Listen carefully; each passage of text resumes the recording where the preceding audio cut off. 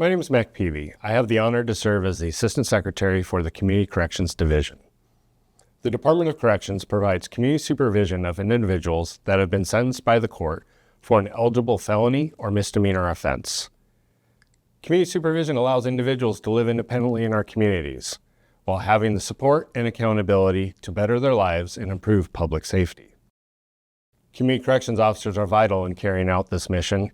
Hear from some of our staff on what a day looks like for them and how they help keep the community safe. My name is Pat LaFave, and I'm a community corrections officer. Because we're dealing with human beings and human behavior is often unpredictable, I might come to work with a plan for what I'm going to get done in the day.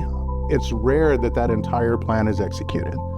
So sometimes we deal with crisis situations, either individuals that are in crisis or events that have happened in the community where we need to respond. The focus is on engagement and front-loading services for people to try to give them the tools up front to stand a better chance of being successful as they move through the process. While of course we enforce conditions of supervision, the best way to enhance community safety and promote progress with an individual is to expect them to change behavior. And the best way to do that is to give them the tools to do it and to model pro-social behaviors. We typically have at least one report day a month where everyone on our caseload will report. We'll meet with them. If they need drug and alcohol testing, that'll be conducted.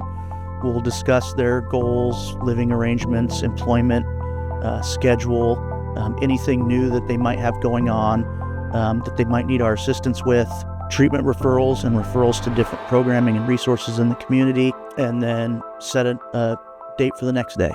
If it's not a report day, we could be doing anything from going out and making contact with individuals in the field, contacting collateral contacts, parents, sisters, wives, brothers, employers, contacts with treatment providers to see how they're doing in treatment, whether they're making progress, if they're showing up. And if the phone rings and there's something that needs to be handled right away, then we shift gears on a dime and we're off doing something different. I would say that it is controlled chaos in our day, in my unit. I could plan for a day. I could plan for a week, and it's never, ever going to be what I plan for. You have to know their conditions of supervision, and you have to understand what their needs are. In CCD, there really isn't a typical day, and that is one of the things that I enjoy the most about the job. You could be coming in expecting to do any number of different things, and by 5 minutes in, your day's completely changed, whether that be transports or arrests or searches or a problem that occurred overnight that you came in not expecting to have to deal with, but all of a sudden all of your attention and focus is directed there for the day. For example, somebody who has a first violation, they haven't had a violation with us before, unless it's a significant risk to the community or to the individual himself, that person is likely not going into custody. We're going to try to figure out a way to address the behavior in a way that enhances community safety and benefits the individual. If somebody continues to struggle with the same thing over and over again, then we might determine that we need to interrupt that behavior. And sometimes that's where incarceration comes in. We know we can't jail people into compliance, but what we can do is interrupt unhealthy behaviors. And I try to encourage people to be honest with themselves about their circumstances and to change behavior, because the thing that we do know is that the world will not change for somebody. If they expect different outcomes, they're going to have to try different things.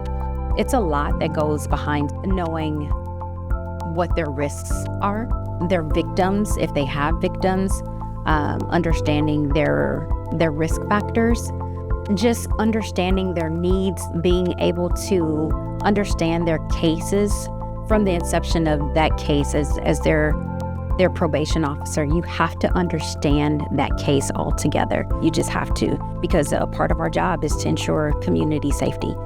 I'm actually a community corrections officer, so I don't sit behind my desk. I like to be out in the field. I'm a people person. The most rewarding part of my job is seeing when the light switches for someone, when they finally make that change, whether that be they had a hard time staying in compliance and something changed to where they figured it out.